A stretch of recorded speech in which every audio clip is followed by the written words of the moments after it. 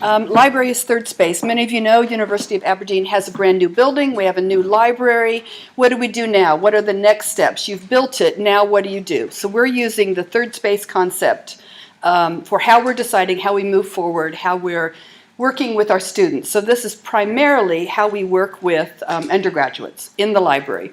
Starts with a book. Ray Oldenburg wrote a book called The Great Good Place. And you'll see one of the things he describes, a great good place, is talking about hangouts at the heart of a community. This is the library. We want to be the hangout at the heart of our academic community, and we're going to use his theory. He says to be healthy, emotionally healthy, everybody needs three things. They need home.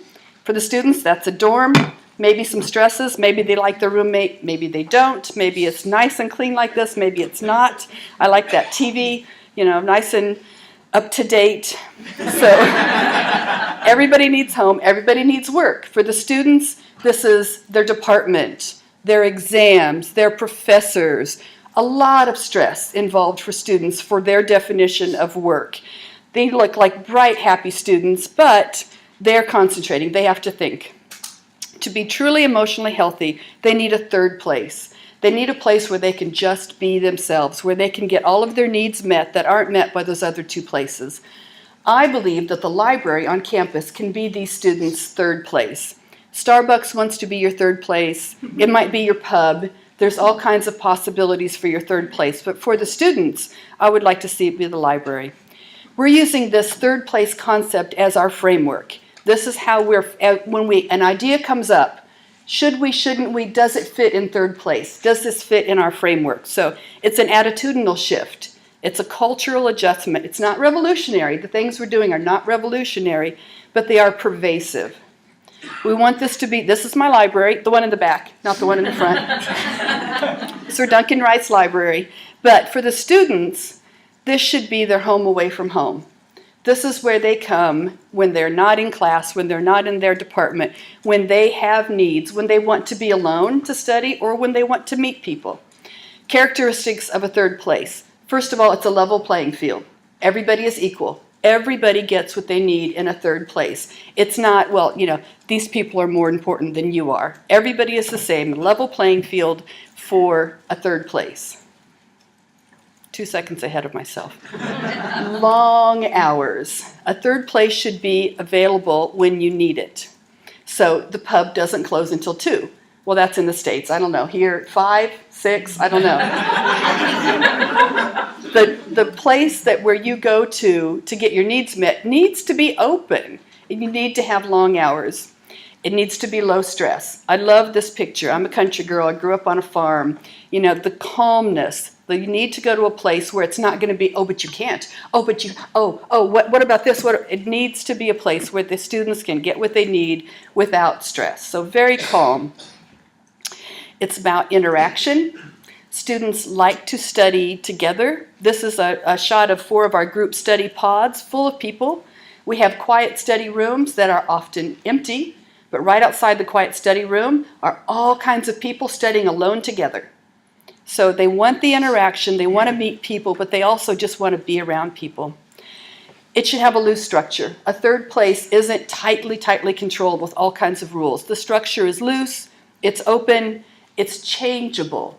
We need to be flexible. We need to be able to give the students what they need when they need it. So what does this look like? As we've applied this to our library, what does it look like?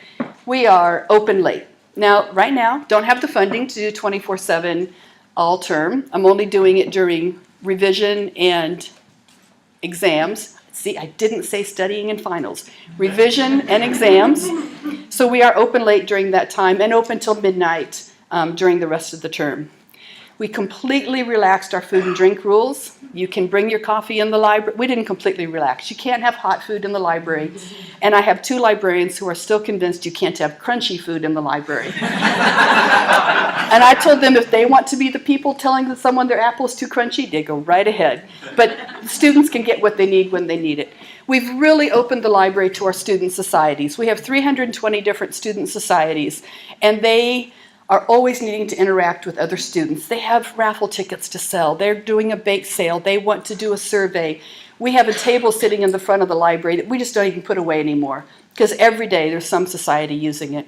We have events with our students. We did a Macmillan coffee that was a joint student and staff Macmillan coffee. Loved it. These are 4 students who thought it was such a great idea that they took a box of cakes and went around campus selling them all over campus and telling people about it. Just interacting with the students on a personal level. We've brought music into the library. This was Christmas a year ago where we have a caroling group who came in and just put their bags down, stood out in the middle of the library and started singing, and you can see all the students. They just, right, all the ellipses, they're just there listening. It was beautiful. We have a chamber choir coming next. So what do we do next? What decision comes next with this? I don't know. We ask them and we watch them. Maybe not with a microscope, but we do some ethnographic studies. We do some user experience design and really watch what our students are doing and see if we can figure out what they need to do next. Why do this? This is a great way to tell our story. It's a great elevator speech. The principal has memorized that 3 thing that I do. That, you know, that triad thing, Diane, you have? I've been telling people about that. Excellent. Academics love it. It's a sociological construct. What academic doesn't love a sociological construct for decision making? So the academics love it, the principal loves it, the students are getting what they need, and it's working. So that's my contact information. If you have any questions or anything I can help you with, please feel free to email me. I'd put the phone number on there, but email is just so handy. 2 seconds. I'm done.